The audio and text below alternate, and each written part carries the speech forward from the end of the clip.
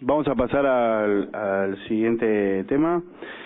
Cuestionando los motivos de la prohibición, va a hablar de Fernando Lynch. Él es licenciado en Ciencias Antropológicas de la UBA. Tiene la palabra.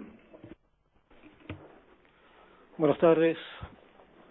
Bueno, el tema que me ha tocado es precisamente cuestionar estos motivos, ¿no? Que todos ahora estamos de acuerdo en que la prohibición ha sido un error histórico muy grave que ha tenido consecuencias terribles, nefastas, y que ya a esta altura de la historia sabemos cuáles han sido esas condiciones que generaron la prohibición, no solo de la marihuana hace 80 años en Estados Unidos, sino de las drogas en general. El problema de fondo es la prohibición de drogas, todas las drogas psicoactivas que están demonizadas, como se ha dicho aquí varias veces. Y bueno, mi intención es mostrar qué es lo que ha sucedido desde entonces. Se supone que la prohibición se ha dictado en función de cuidar la salud de las personas, y está claro que, bueno, ahí hay una falsedad porque no es lo que ha sucedido y se ha encubierto el hecho concreto que varias drogas, la marihuana es la que en este momento está más visibilizada, son precisamente terapéuticas, medicinales, por lo cual, bueno, estas discusiones que han dado lugar a leyes que obviamente no solucionan el problema de fondo. El tema es por qué las drogas están prohibidas. La marihuana es una droga psicoactiva muy singular, pero no diferente a otras. La cocaína, sintética, como el LSD, cactus varios, hongos.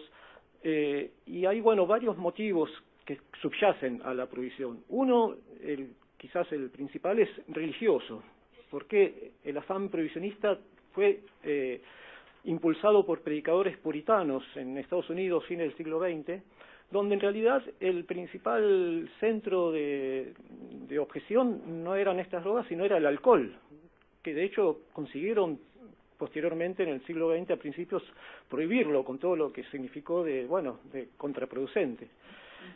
Y ahí es donde se empezó la confusión, porque hay mucha confusión en distintos aspectos, de confusión de lo que es un vicio, un hábito y, desde el punto de vista religioso, un pecado, algo que está muy, digamos, mal visto por las autoridades en particular.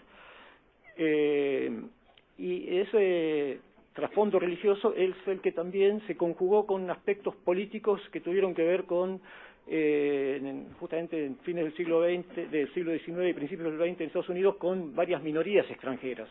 El alcohol estaba asociado a las minorías judías, italianas, irlandesas, y la marihuana se asoció a los latinos, ¿no?, a los mexicanos en particular, el opio con los chinos, se decía que los hacía ineficientes para trabajar, la cocaína con los negros, se decía que los desenfrenaba sexualmente, y son todos, bueno, prejuicios que se conjugaron para dictaminar que, bueno, estas drogas eran nocivas, que eran tan tóxicas que había que prohibirlas. Y así es como se convenció a las autoridades. Hubo varios encuentros internacionales desde el principio del siglo XX, hasta que, bueno, en el año 37, justamente poco después de que se abolió la ley seca, en Estados Unidos se dictaminó esta nueva ley, que es la que hoy estamos de algún modo rememorando. Y ahora el problema es, bueno, ¿por qué se lo hizo? ¿Por qué los médicos sustentaron, avalaron esta prohibición? Y ahí, bueno, está el problema de fondo. Hay una cuestión histórica, que es que los médicos de algún modo adoptaron una autoridad que antes estaba más en manos de sacerdotes. Se ha hablado del paso de la teología de la salvación a una especie de teología de la curación, ¿no? Los médicos como los expertos, que son los únicos que saben y velan por nuestra salud mental. Y en el caso precisamente de la prohibición de la marihuana, bueno, se generaron toda una serie de falsedades. Hubo médicos que discutieron y así fueron perdiendo sus trabajos, fueron discriminados, algunos terminaron presos, porque lo que se impuso fue un discurso oficial completamente tergiversado respecto a lo que era la marihuana, como eran las drogas en general. Lo que hay que tener claro es que droga es una palabra muy ambivalente, tiene, digamos, sobre todo un doble sentido. Una droga puede ser tanto un remedio, como lo son, ¿no?, tantas drogas, como un veneno. Todas las drogas son potencialmente tóxicas. La clave es la dosis. Según cuánto se ingiera es que pueda llegar a ser beneficiosa, terapéutica o, al contrario, tóxica y venenosa. Eso ya lo dijo Paracelso hace varios siglos, pero es algo que los médicos últimamente no lo tienen muy presente, porque también hay un problema del discurso oficial que es cierta, lo que se llama tendencia naturalista, a pensar todo en términos de causas y efectos, pensar que la droga es la causa del problema, de la toxicomanía, de la drogadicción. Es esa visión muy lineal. Desde el psicoanálisis se ha objetado eso porque, bueno, da a entender que todos seríamos de algún modo pasivos frente al poder irresistible de la droga, por eso hay que prohibirla. Pero en realidad el tema siempre es más complejo y es la relación que cada uno establece con las drogas, ¿no? Una relación, se ha dicho, dialéctica, la relación entre la sustancia y el sujeto. Y eso es lo que también explica por qué en muchos casos las terapias que se han hecho respecto a los que han sido sancionados, los que han caído presos y han ido por obligación a institutos de rehabilitación, bueno, en general fracasan. Porque parten del requisito de la abstinencia. La droga es mala, hay que dejarla fuera. Y eso interfiere en el proceso terapéutico, en la instalación de la transferencia, como dicen los psicoanalistas, y bueno, obviamente impide que haya una elaboración responsable de la propia persona respecto a la sustancia que consume. Así que por ese lado, bueno, el discurso médico está, digamos, errando en su diagnóstico, ¿no? Se califica de enfermedad algo que es simplemente un hábito, que a lo sumo podrá ser un vicio si alguien no lo sabe autocontrolar, pero bueno, en última instancia es un problema de la persona, del sujeto, que no tiene ese suficiente autocontrol. Y de ahí, bueno, pasamos al tema jurídico, ¿no? ¿Qué es lo que también ha sucedido? ¿Por qué los legisladores han impulsado esta medida? Con respecto a la marihuana, se sabe que también hubo intereses, ya los han nombrado un poco, económicos, la cuestión de la fabricación de fibras sintéticas en aquella época presionaron para justamente prohibir una fibra tan útil como el cáñamo.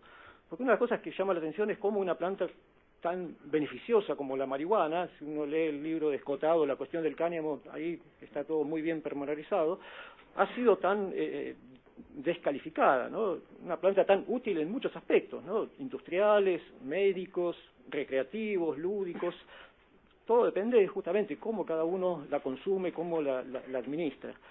Y en el ámbito jurídico se planteó, bueno, pero ¿por qué se ha prohibido algo que en el fondo es simplemente, bueno, algo que debería competir a cada persona en particular, ¿no? De hecho, se ha señalado la inconstitucionalidad de ciertos artículos de la ley de drogas, porque, bueno, es donde el Estado interfiere sobre las decisiones de las personas, algo que se supone que no debería ser. Pero bueno, esta es la herencia teológica, ¿no? La autoridad estatal, como antes era la autoridad de la Iglesia. Y en el caso de la prohibición genera esta paradoja, ¿no? La víctima, la supuesta víctima y el victimario coinciden, ¿no? Es algo que... Y lo que se ha cuestionado es el carácter penal, ¿no? ¿Por qué penalizar a alguien por algo que no produce un daño hacia un tercero? En realidad, si uno, supongamos que sea un autodaño, en principio no está perjudicando a otros. Y bueno, en general todos los legistas razonables han mostrado que no tiene sentido ni prohibir ni menos penalizar acciones que no perjudiquen a terceros, que justamente ese es un abuso de autoridad que produce tantos problemas como hemos estado viendo. Y también eso ha producido otros problemas graves como, bueno, cierta corrupción en el mismo ámbito jurídico, porque también ha sucedido que la mayoría de los que son apresados por tenencia simple de drogas, que son la mayoría de los que son apresados, narcotraficantes en general pocos, son elevados, son presentados a las autoridades judiciales, pero no son en general muchos condenados, en proporción son pocos, porque está claro que la mayoría de los jueces dejan pasar esos casos por considerarlos justamente irrelevantes o incluso injusta la sanción. Y eso, bueno, crea toda una serie de desfasajes entre el ámbito legislativo, el ámbito judicial, el ámbito ejecutivo incluso, por el cual se ha hablado de que estamos en una muestra de un estado de excepción. Esta política de drogas ha mostrado un desbarajuste de estas cuestiones que muestra que no termina de cumplir con sus objetivos.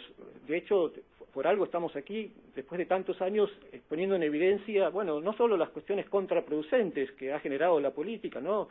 Tantos crímenes, tantas muertes, tantas encarcelaciones, que obviamente a todos nos parecen injustas, sino, bueno, también tanta confusión, ¿no? Tanta ignorancia de esto que se ha hablado, de esta demonización, ¿no? Todos estos prejuicios, todos estos tabúes que se han gestado.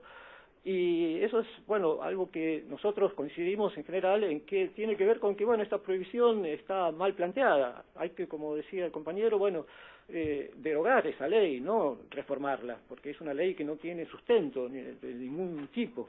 Y hay que simplemente, bueno, apostar a una madurez, ¿no?, de la sociedad y de las personas. Kant, cuando hablaba de qué es la ilustración, decía, bueno, la ilustración es el paso del hombre a su mayoría de edad, del ser humano, ¿no?, hombres, mujeres, y es el hecho de tomar decisiones por su propia iniciativa, por su propia decisión, no de estar siempre dependiendo de lo que digan las autoridades, ¿no?, esta actitud tan obediente que se promueve en ciertos ámbitos, ¿no?, sobre todo religiosos o militares, que tienen su sentido en esos ámbitos, pero que no son justamente consecuentes con lo que es una forma de vida democrática, donde, bueno, los derechos individuales, el derecho al consumo, el derecho al cultivo, el derecho a drogarse, es algo que debería ser reconocido, porque es algo básico de nuestra forma de vida, ¿no?, en estas épocas históricas. Ya las épocas en que la autoridad dictaminaba qué se podía consumir o no han pasado hace tiempo. Y justamente las drogas muestran, esto lo decía Antonio Escotado, esta forma de dependencia que no tiene fundamentos y que, bueno, realmente es necesario poder ir más allá, poder seguir ilustrándonos como lo ha hecho Escotado con tantas obras y tantos autores, porque cuando uno empezaba a estudiar este tema hace 20 años no había tanta información. Hoy la información sobra. Lo que hace falta es una buena interpretación, porque obviamente también eso es problemático. Y el tema de fondo, yo entiendo, como varios de los autores que he leído, sobre los cuales he aprendido mucho, es, bueno, tomar conciencia de que esta prohibición estuvo mal planteada, que hay que, obviamente, cambiar de raíz esta actitud, y hay que, bueno, aceptar que seamos personas responsables, maduras, y que tengamos, digamos, la libertad de ejercer nuestros impulsos de una forma, obviamente, responsable. Y eso implica simplemente, bueno, luchar, como decía Facundo, por seguir viendo que se atiendan estos reclamos, para que no se cometan tantas injusticias como las encarcelaciones y cosas peores incluso en otras ocasiones. Porque el tema es que la prohibición ya lleva más de un siglo y hay millones de personas en todo el mundo que la han desobedecido, hay miles de personas que se han tomado el trabajo de explicar por qué estuvo mal planteada y por qué genera tantos problemas, y bueno, hoy por hoy está claro que la única solución por la cual todos los que consumimos drogas vamos a poder tener un poco más de libertad, como la que tienen los uruguayos, ¿no?, que es un ejemplo a seguir realmente, es que, bueno, se termine con esta absurda persecución de los que consumimos drogas y que se, bueno, respeten estos derechos que consideramos que, bueno, en una forma de vida democrática son tan, bueno, importantes. Nada más.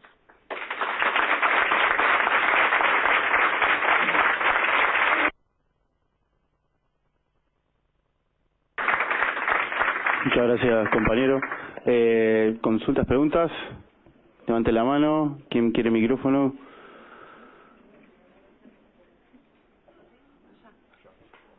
Vaya, muy bien.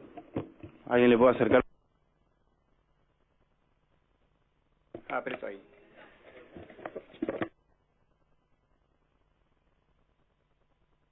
Todavía. Ahí, ¿se escucha? Bueno, a partir de una patología que padecen muchos niños, yo padezco de epilepsia refractaria con estatus convulsivo, tomo mucha medicación, y comencé a nebulizarme con cannabis, con marihuana, y tengo muchos conocidos que padecen lo mismo. Y me dicen, ¿pero cómo hace? No sé, al tanteo como puedo, planto, la pongo al sol, no sé. Me preguntan asesoramiento, a mí no sé tanto como para asesorarlo. Talleres de autocultivo que enseñen a los que queremos o estamos por el autocultivo convencidos de que es el camino a seguir.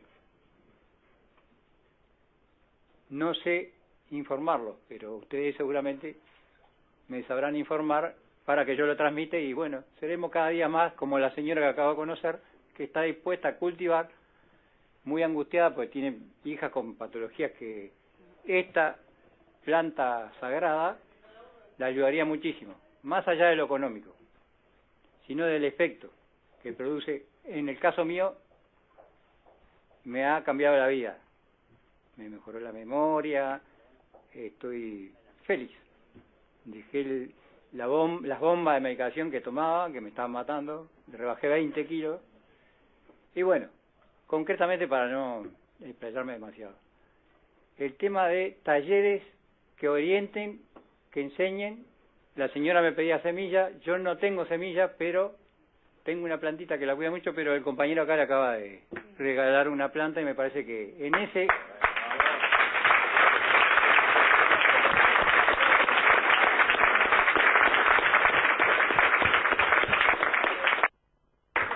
Bueno, gracias compañero por el aporte.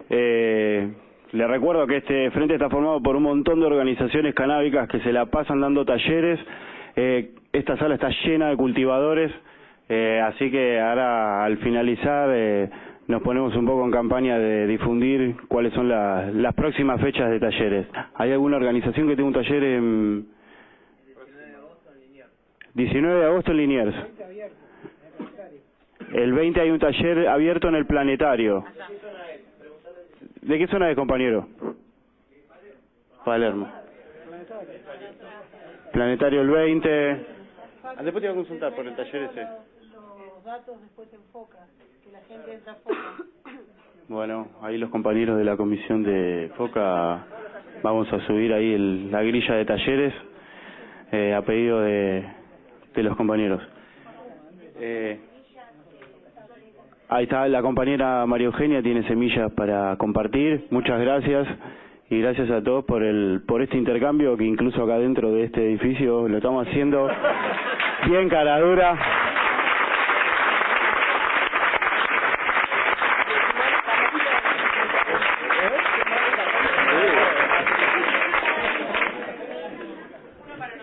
Bueno, sí.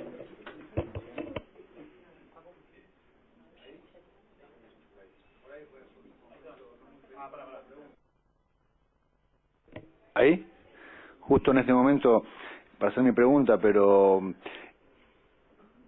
¿el narcotráfico es un aliado de la prohibición? Para Fernando.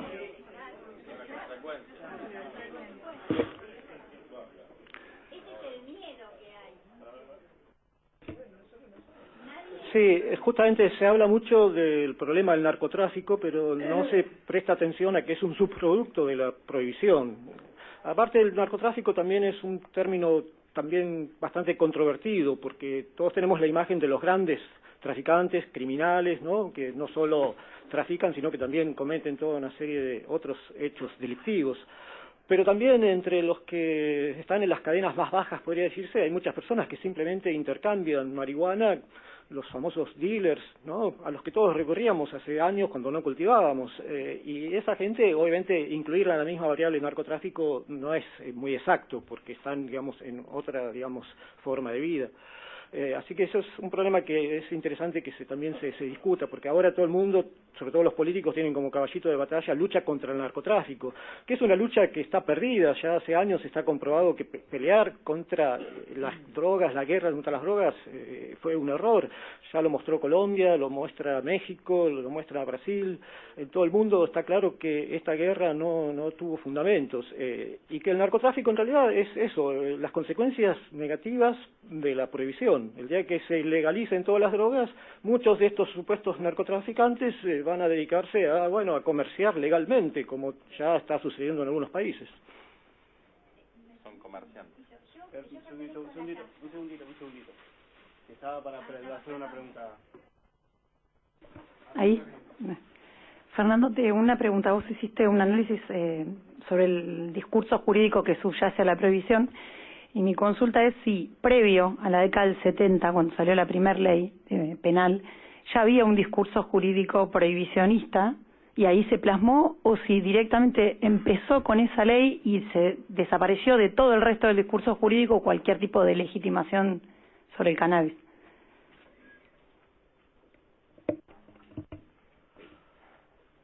en realidad no tengo datos suficientes, pero lo que sí veo es que el discurso prohibicionista que se instaló desde principios del siglo XX en Estados Unidos se difundió a todo el mundo y de algún modo fue impregnando el sentido común de la mayoría de las personas. Y cuando en Argentina, en la década del 70, justamente en épocas de gobiernos militares, eso se sancionó, bueno, ya había una tendencia bastante favorable a ver negativamente lo que era el consumo de drogas, porque toda esa demonización, estigmatización se había ido difundiendo de distintos modos, ¿no? Por los medios masivos, por todo lo que era forma de influir en el sentido común de las personas. Y ese discurso, bueno, se acomodó muy bien a lo que fueron intereses por, bueno, aumentar el control social sobre la población, que es lo que de algún modo esta política prohibicionista consigue.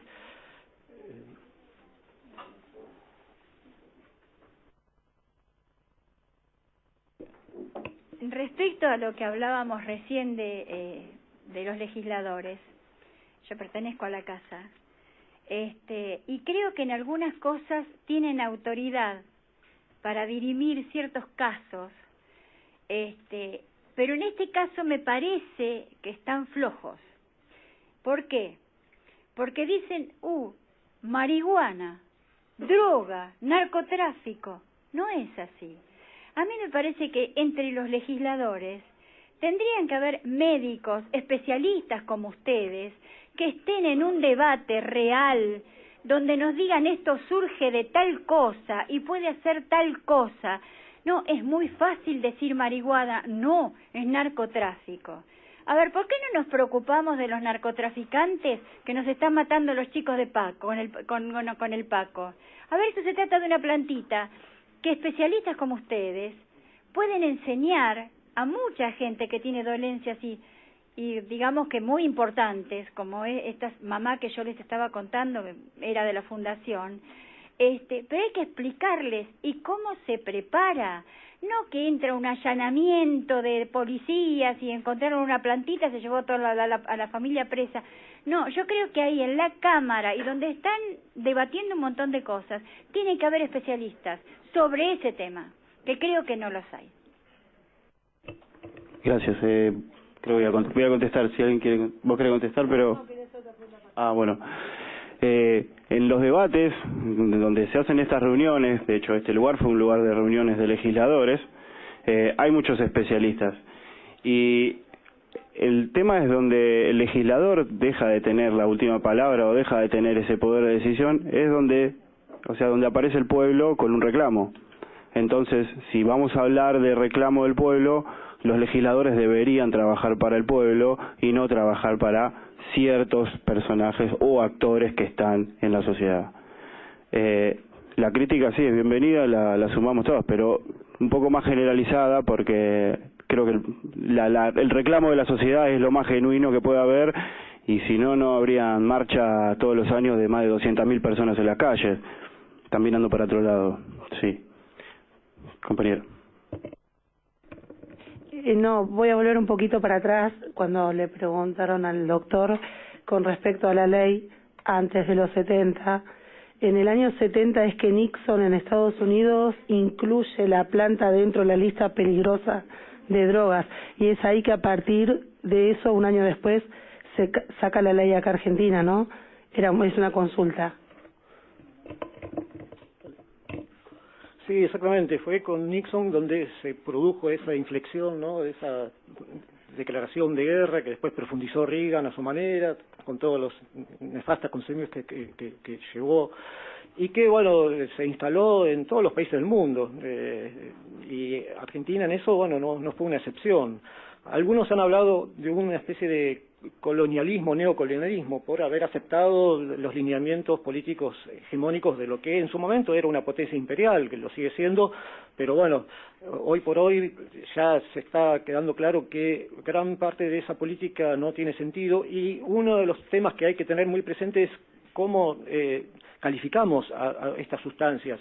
Lo que, por ejemplo, se hace desde el ámbito legal de estupefaciente es una calificación errónea. La marihuana, por ejemplo, la cocaína, el LSD no son para nada estupefacientes, tampoco son narcóticas, tampoco son alucinógenas. Son todas palabras que, bueno, se han ido empleando de manera bastante confusa y que también hace a esta estigmatización, ¿no? El hecho de que se ha demonizado y se ha instalado ese prejuicio por el cual, bueno, estas drogas, que en realidad son psicoactivas, de hecho los antiguos hindúes decían agiliza la mente, es algo que la marihuana puede llegar a ser, por supuesto uno tiene que tener también precondiciones para poder agilizar la mente, no es que la marihuana da nada que uno no tenga. Y todas otras cuestiones que, bueno, por ejemplo, el consumo recreativo, que también está tan mal visto por mucha gente, es un consumo de lo más saludable, de hecho, mucho más saludable que el del alcohol, el cual todos también recurrimos, no es que estamos contra el alcohol, simplemente estamos a favor de la libertad de consumir lo que queramos con justamente el cuidado y la responsabilidad que son las que podemos tener los que conocemos los temas, ¿no? Los que sabemos qué clase de sustancias son las que consumimos, cosa que era más difícil cuando había que comprar del paraguayo, ¿no? En otras épocas. Ahora los que cultivamos sabemos qué es lo que estamos consumiendo. Porque, bueno, tenemos justamente otros medios y creo que todos estarían de acuerdo que estupefaciente, narcótico, alucinógeno no son términos que se acomodan a las experiencias que tenemos cuando consumimos marihuana, sea de forma terapéutica, sea de forma recreativa. ¿Qué estupefacto? Bueno, muchas gracias. Última pregunta, compañero. Perdón que antes lo dejé sin preguntar. No, todo bien. La pregunta del anterior era sobre si fue gradual el corte en el 70, que era para Diego, pero bueno, saliendo de eso. Bueno, refiriendo, no sé si habrá material descotado para averiguar bien, con este criterio de normalidad y el prohibicionismo religioso, vamos a decirle, cómo sería el control social, no sé, me trae a Foucault eso, previo a la década del 20, cuando se hace más fuerte esto hasta terminar prohibiendo el alcohol. ¿Hay alguna otra sustancia que sea tan demonizada como en este caso el alcohol? ¿Y cuál es el círculo no religioso que lo deja de lado? Una consulta para Fernando. Bueno, la sustancia histórica más importante fue el opio en su momento, que generó guerras y que fue un poco el precursor del prohibicionismo. El alcohol, bueno, fue emblemático también en su momento. Y bueno, después están todas las sustancias también sintéticas, como el LSD, que es una sustancia realmente excelente y que no tiene sentido tampoco que no esté al alcance de quienes la queramos consumir, que aparte también ha sido probada su eficacia terapéutica.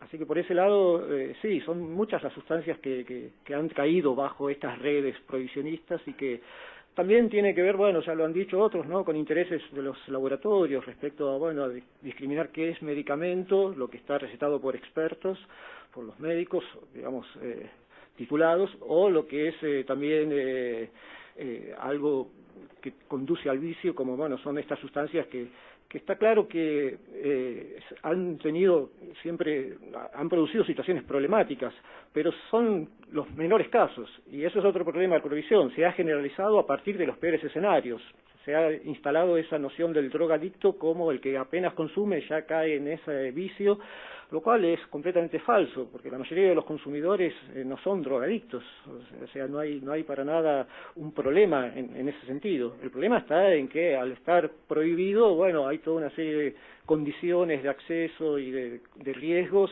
que son los que, bueno, hacen tan problemática la situación. Bien, gracias, compañero.